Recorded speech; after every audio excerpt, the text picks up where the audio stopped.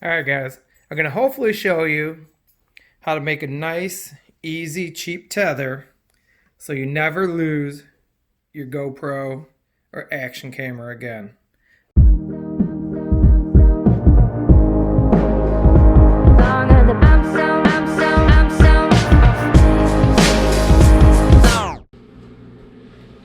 Alright, first thing we want to do is we want to make a loop just so it fits over. This one's actually a tiny bit too tight because it won't come off, but we only need it to be able to loop this one on. There we go. We just want to be able to loop that. So for this setup, I'm going to be going around my chin strap. But I'm going to show you guys another way of doing it because not everyone has a chin strap that's kind of set up like mine. You could have something else. So I'm going to show you how to do it a couple different ways. Starting off with these two. And we're going to go through the hole. And go through the hole. Come on. Golly. All right, bigger the loop, easier it is to slide it back in. So what we're going to do is we're going to cheat it. We're going to pull it back through like this while keeping it in both holes. And now we're just going to take the small part and adjust it. That's looking pretty good. Basically what you don't want it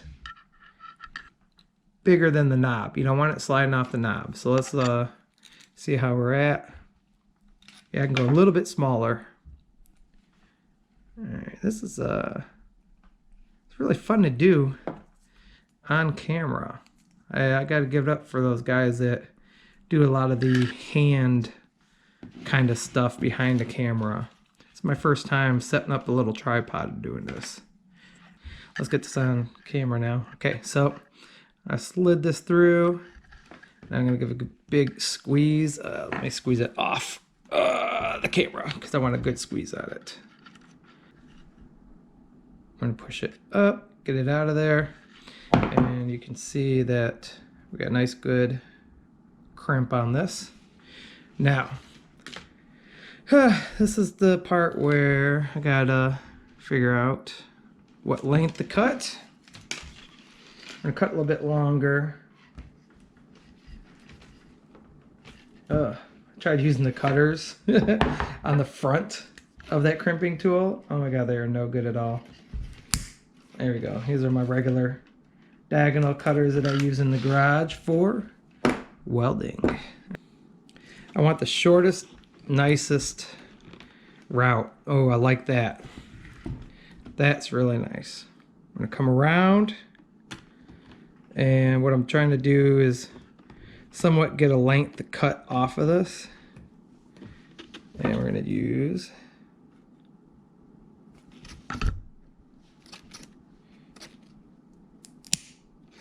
that length. Alright, so now let's crimp the other end. It's going to be just a little bit longer than the short one I made that goes around the chin mount, but that's alright. Alright, let's do this on camera. I already pushed that on, that end. Now we're going to, alright, big loop. It's really hard seeing around this camera. Okay, and short loop going through. Now remember, want it just small enough to where it's going to go around this. All right. Want it small enough for that, but big enough to go around here. We can go a little bit smaller, just a hair smaller. I'd rather have it tight than not tight. So if you didn't have the crimpers, you just come in here, crimp on this side, turn it around, crimp on that side. Probably pliers might be a little bit better than using the wire cutters, because you more want pressure than you want like a cut in it. All right, here we go. I'll give it a squeeze. Now squeeze off camera. There we go. Let's take it out. Let's go back. All right, now comes the moment of truth. Now we got to put that there. Now look, it went in, but it can't pull it out. So that's what we're looking for. Now we just got to get through here. Screw, screw, screw, screw, screw.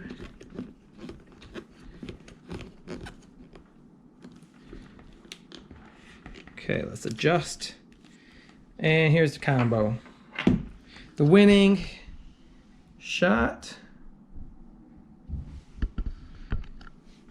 Could I made it shorter? Let's look. Tiny bit shorter. Not a bunch, but biggest thing is that it's not waving in the air. The last thing you want is a branch or something catching this, then ripping your helmet sideways. So I would definitely do my best to keep this down. That's it. Showed you guys 2 different ways to set this up. This video is way too long. I'm gonna be cutting it down. That's it. It's Pony Down. Over and out.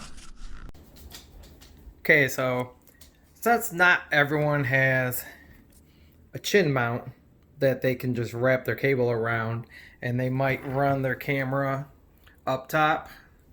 So what I would probably do if it was me, to be honest with you, I would poke a hole in each one of these screens probably and wrap it through and then have it come back. So basically it would go through the helmet and then back up there.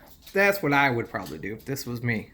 Another solution, they sell these little mounts that you can get for yeah, let me start this over.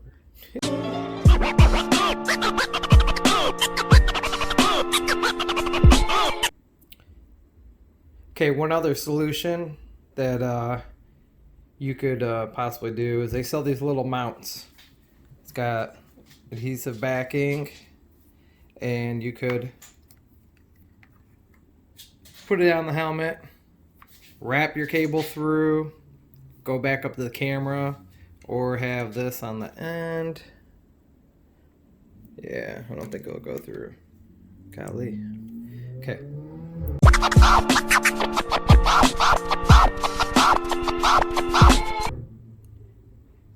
One other option that you could do is put in, oh my God.